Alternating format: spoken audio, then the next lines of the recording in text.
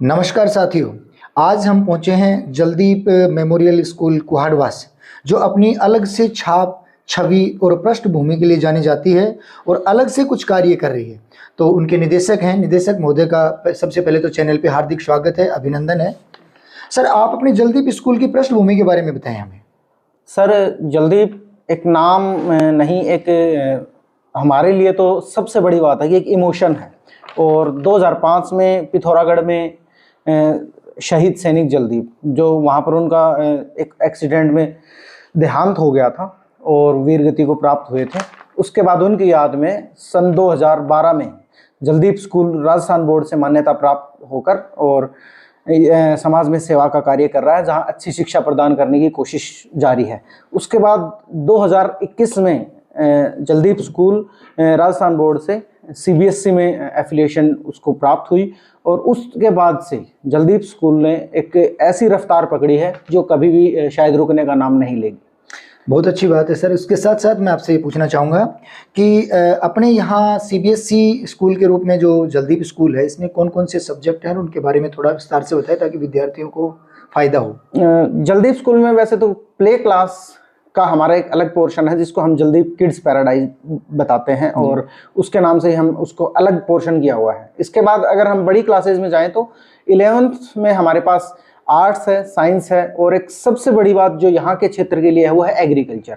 और एग्रीकल्चर एक ऐसा सब्जेक्ट है जिसके बारे में अभी तक लोगों में जागरूकता नहीं है, लेकिन मैं आपको बता दूं कि जो बच्चा एग्रीकल्चर का चयन करता है और उसमें लड़कियों के लिए तो इतना ज़्यादा फायदा है कि सरकार खुद कक्षा 11 में 15,000 रुपये की छात्रवृत्ति देती है, कक्षा 12 में 15,000 रुपये की छात्रवृत्ति देती है और उसी हिसाब से कॉलेज में 25,000, फिर पीएचडी में 40,000 और बढ़ता जाता है।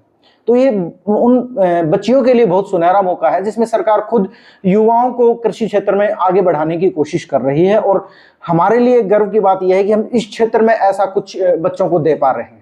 मैं डॉक्टर साहब एक बार आपकी बात को काटते हुए मैं पूछूंगा कि मान लीजिए इस क्षेत्र में मैंने देखा है कि भाई कोई भी स्कूल में एग्रीकल्चर यहाँ दिखाई नहीं दे रहा है। अगर कोई बच्चा बाहर से आना चाहे, दिल्ली है, गुड़गांव है या फिर कहीं दूसरे राज्य से भी अगर आना चाहे, तो क्या आपके पास ऐसी कोई व्यवस्था है? हाँ बिल्कुल, हमारे पास शानदार हॉस्टल है। गर्ल्स का अलग है, बॉयज़ का अलग है और जिसमें हम खुद फैमिली मेम्बर्स इन्वॉल्व होकर उस हॉस्टल को अच्छे से ऑपरेट करते हैं। पहले वो हॉस्टल हमने स्कूल कैंपस में शुरू किया था, लेकिन इस सत्र से हम उस हॉस्टल को एक अच्छे स्तर पर और पूरी तरह से अलग करने जा रहे हैं, जिसके बाद बच्चों को कभी भी किसी भी प्रकार की कोई दिक्कत नहीं आएगी। और साथ में जो वहाँ पर जो बाहर से आया हुआ स्टाफ है वो बच्चों के साथ रहता है, जिससे उनको एक्स्ट्रा क्लासेस और जो स्पोर्ट्स के कोच हैं उनको खेल की सारी सुविधाएं उस हॉस्टल में उपलब्ध करवाई जाएंगी।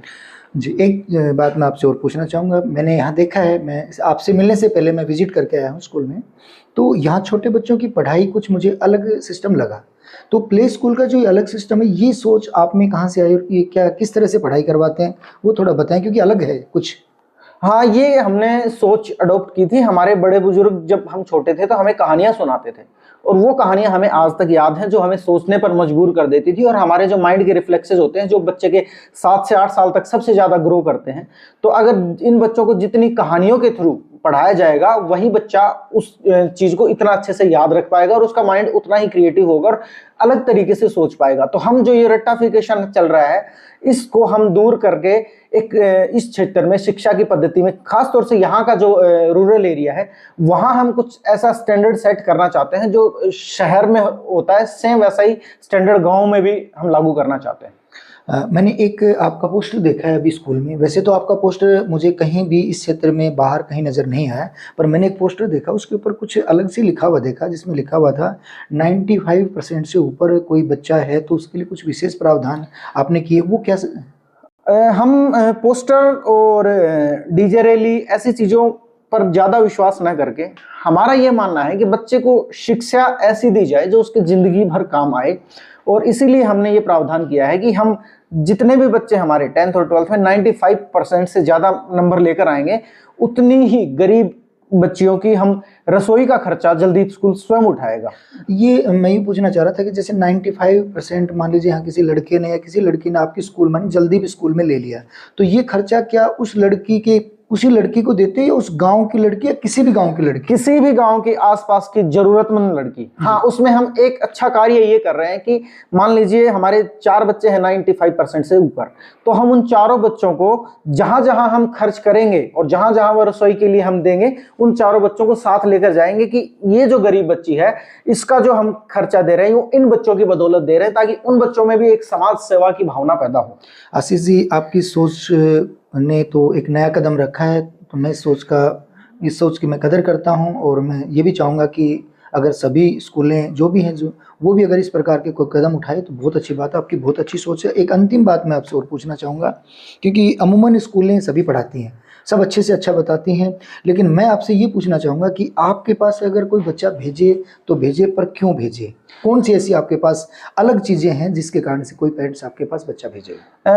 आपका सवाल बिल्कुल जायज़ है, और हमारे पास बच्चा क्यों आए इसका सबसे बड़ा उत्तर मैं ये दे सकता हूँ कि आपको एक लाइन से हटने के लिए, जो 25-30 साल से यहाँ पर सिर्फ हम एक बड़े बड़े फ्लैक्स और पंपलेट लगाकर एक रिजल्ट दिखाकर जो पेरेंट्स को गुमराह करने की कोशिश कर रहे हैं, लेकिन जब हकीकत सीकर जैसे बड़े शहर में जाते हैं और वहाँ पर पता चलता है कि 30 लाख बच्चे हैं, जिनमें से 20 लाख के तो 95% से ऊपर ही हैं, तो वहाँ पर जब कंपटीशन फाइट होता है, वहाँ पर बच्चे को पहली बार एहसास होता है कि नहीं, मैं जहाँ पर स्टैंड करता हूँ वो क्वालिटी नहीं है।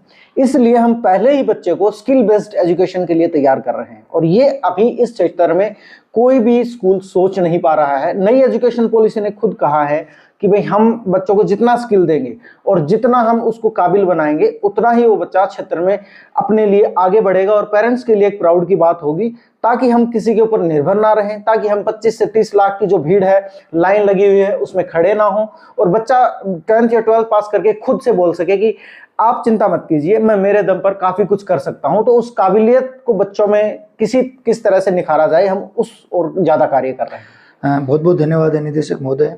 पर एक यही बात मैं भी सभी दर्शकों से भी कहना चाहूँगा कि निश्चित रूप से बुहाना क्षेत्र में एक नई पहल करती हुई जल्दीप स्कूल है, सीबीएसई पैटर्न पर चल रही है, ये मैंने देखा है।